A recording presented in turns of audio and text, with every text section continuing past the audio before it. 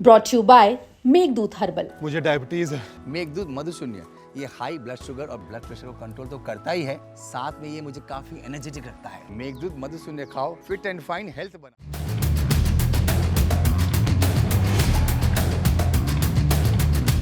एक आशा वर्कर जो हर घर को स्वास्थ्य का पाठ पढ़ाती थी, अब खुद मौत की चीख बन गई है। वो घर से निकली थी सीएससी के लिए, फिर बाजार से सामान भेजा और बताया कि वो भूपेंद्र नाम के शख्स से उधारी के 3500 रुपए लेने जा रही है, लेकिन फिर वो कभी वापस नहीं लौटी। सुबह बेचैन पति और बेटा थाने पहुंचे, गुमशुदगी दर्ज कराई और नाम लिया भूपेंद्र का। पुलिस जब भूपेंद्र के बंद मकान पर पहुंची तो दरवाजा अंदर से बंद था। रोशनदान से बेटे को अंदर भेजा गया और जैसे ही बेटा अंदर पहुंचा उसकी चीख निकल गई। आशा वर्कर के बेटे ने जैसे ही अंदर का मंजर देखा वो चीख कर बोला, पापा अब मम्मी नहीं रही। जिसके बाद पुलिस कमरे में दाखिल हुई और वहां पर एक बोरा पड़ा था। बोरे को खोला तो सामने थी एक बिना कपड़ों की लाश, सिर पर जख्म और वहीं बिखरी थी शराब और बियर की बोतलें, चखना और बर्बरता की कहानी। दरअसल वारदात है बागपत जिले के बड़ौत कोतवाली क्षेत्र की, जहां पर राजपुर खामपुर गांव का एक ऐसा मामला सामने आया जिसने सभी को अंदर तक थर्रा कर रख दिया है। अंजलि नाम की आशा वर्कर रोज की तरह सीएससी के लिए निकली। रास्ते में बाजार से सामान खरीदा, रिक्शे वाले से भिजवाया और पति को कॉल करके बताया कि भूपेंद्र से उधार के पैसे लेकर आ रही हूँ, जल्द लौटूंगी। लेकिन अंजलि घर नहीं लौटी। रात हो गई, मोबाइल बंद था और कोई खबर नहीं थी। सुबह पति और बेटे आनन फानन में थाने पहुंचे और जब पुलिस को पूरी कहानी बताई तो पुलिस ने भूपेंद्र नाम के रिश्तेदार के यहाँ अंजलि का शव बरामद किया। आशा वर्कर के पति का कहना है कि उसकी आशंका है कि उसकी बीवी के साथ में गैंग रेप किया गया है। सुबह 9-10 बजे के आसपास घर से चली थी, बागपत की थी। बागपत की कह कर गई थी बागपत जाना काम है, तो यहाँ से उसे कुछ जन्म प्रमाण पत्र देने थे बच्चे को हॉस्पिटल से, जो आशा वर्कर का काम करती है। तो यहाँ से जन्म प्रमाण पत्र देगा, फिर ये बड़ौत पहुँची। बड़ौत डांगर का राशन देना था, खड़ की बोरी देनी थी। तो लगभग 2 बजे के आसपास उसने खड़ की बोरी खरीद दी और रिक्शा में डलवा दी और बाकी घर का सामान खरीद दिया। उसके बाद में उसने घर को फ़ोन किया कि मैं खड़ की बोरी डलवा दी और घर का सारा सामान दे दिया, और कुछ कहना हो तो बताओ। मेरी मम्मी से बात हो रही थी, मेरी मम्मी ने बच्चे ने कहा ना और कुछ नहीं कहना, घर आ जा। इसने कहा कि वो ठीक है, मैं भूपेंद्र के पास जाऊँगा, खाने में 3500 रुपये है, उससे अपने पैसे देता हूँ। तो या लगभग 2:40 पर बात हो रही थी उसके साथ में। तो फिर अब उसके मकान पे चली गई, भूपेंद्र के पैसे दें 3500 रुपये। कहाँ? बड़ौत में बड़ी नहर पे मकान है उसका, तो वहाँ चली गई पैसे देने। तो उसके बाद में फिर लगभग आधा पौना घंटा बाद फिर फ़ोन मिला, चली नहीं चली। उसके बाद में इसका फ़ोन स्विच ऑफ था।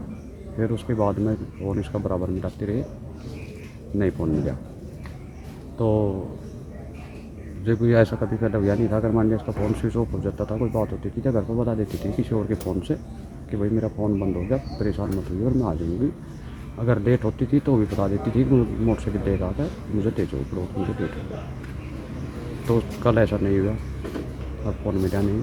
तो पहले हम बाइक लेकर इसको देखने के लिए गए, ढूंढ बाढ़ गए, कहीं नहीं मिली हमें। फिर हम वापस आ गए, फिर काम में आके रिक्शा वालों तो पूछे, रिक्शा वालों ने मना कर दिया, भाई हमने नहीं देखी। तो हमने फिर दोबारा गाड़ी करी की रह गए और FIR करने के लिए चले गए थाने में। मैं थाने में जाकर FIR लिखवा दी। FIR लिखवाने के बाद मैं वहाँ से FIR लिखवा कर चल दिए। तो वो लेडीज़ ऐसा ही थी वहाँ पे, तो उसने पूछताछ करी, वो क्या लेकिन वो कैसे कैसे मामला है, मैटर है। मैंने उनको बताया भी ऐसे 2:40 पर भूपेंद्र के मकान पर आई थी। तो उसने कहा कि भाई वो मकान दिखा दो कहाँ पे है। तो मगर पे चलो मकान दिखा देंगे, रात की बात थी ये। तो वो लिखा ली उसका भूपेंद्र का मकान दिखा, तो हमने जहाँ वो पैसे लेने गई थी मगर यहाँ देखा, कभी मकान दिखाओ। हमने आकर मकान दिखाया, मगर ये मकान है। मकान पर बाहर ताला लगा हुआ था, ऊपर एक रोशनदान खुला था बड़ा सा, चौखट सी लग रही है। तो उन्होंने 2 पुलिस वाले थे, उन्होंने पूछा कि भाई इसमें को अंदर चले जाओगे तुम। लड़का था मेरा ये खड़ा यहाँ पर बड़े बड़ा, और 2-3 बच्चे और थे, ये कहते चले जाएंगे। तो फिर ये रोशनदान हो गए, अंदर चले गए। उन्होंने डंडा पड़ी करी, बाहर नहीं मिली। एक कमरे का ताला बंद था उसमें, तो जिसका ताला बंद था वो ताला तो तोड़ने की कोशिश की, ताला तो नहीं टूटा। तो उसके जो चौखट होती है, गेट होता है, उसके ऊपर एक छोटा सा रोशनदान जंगला टाइप में होता है। तो लड़के ने उसको पकड़ा और नीचे मूसरे पे पैर दर्द इसमें रोशनदान में कुछ आकर देखा तो इसको तब इसने किटकी मारी अंदर से। पापा रोता हुआ पति अपनी पत्नी की याद में बड़े इल्जाम लगा रहा है। वहीं इस पूरे मामले पर पुलिस का ये कहना है कि भूपेंद्र के मुताबिक आशा वर्कर अंजलि के उसके साथ संबंध थे और भूपेंद्र उनकी आर्थिक स्थिति कमजोर होने के चलते रुपयों की मदद करता रहता था। घटना वाले दिन 1 लाख रुपए को लेकर क्या कुछ बहस हुई, पूरी जानकारी पुलिस से सुनिए। हमें एक सूचना प्राप्त हुई कि कोतला रोड थाना बड़ौद के एक घर में एक डेड बॉडी पड़ी हुई है और वो डेड बॉडी अंजलि नाम की महिला की, इसकी लगभग 45 साल है। उनके पति जसबीर सिंह ने थाना बड़ौद से मुकदमा लिखा। उन्होंने बताया कि हमारी पत्नियां दोपहर में हमारे मौसेड़ी भाई भूपेंद्र सिंह के घर ये कह के गई थी कि मैं उसके यहाँ कुछ काम से जा रही हूँ, बाद में वापस नहीं आई और बाद में हम लोग ढूंढने उसके घर पे आए तो उसके घर पे ताला बंद था।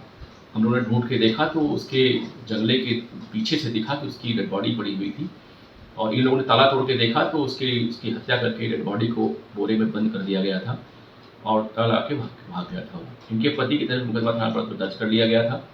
आज उसके मौसी के लड़के भूपेंद्र हिरासत में लिया गया है। उसने बताया कि हत्या मैंने कारित की है और वो मूल रूप से जनपद शामली का रहने वाला है और मलकपुर सगर मिल में काम करता है। उसका कहना था कि हमारे लगभग 2003 से इस महिला से प्रेम प्रसंग चल रहे थे और ये लोग कुछ गरीब लोग थे और मैंने इनको काफ़ी पैसे दिए थे। कल भी वो महिला हमसे 1 लाख रुपए मांगने के लिए आई थी और पैसे न देने हमारी इससे कहा सुनी, उसने को थप्पड़ मार दिया और उसी गुस्से में हथौड़े से इसके सर पर प्रहार किया जिससे इसकी मौत हो गई और बाद में डेड बॉडी को डिस्पोज करने के लिए हमने बोरे में बंद कर दिया था और चला गया था कि रात में लौट के आऊँगा डेड बॉडी को कहीं और फेंक दूंगा मैं।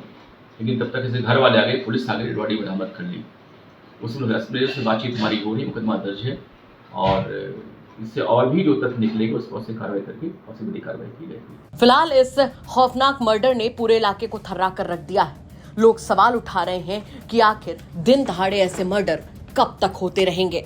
अब देखना होगा कि पति के गैंगरेप के इल्जामों पर आगे निकलकर क्या सच सामने आता है। क्या कहेंगे आप इस खबर पर कमेंट करके जरूर बताएं। बागपत से मनुदेव उपाध्याय की रिपोर्ट, यूपी तक।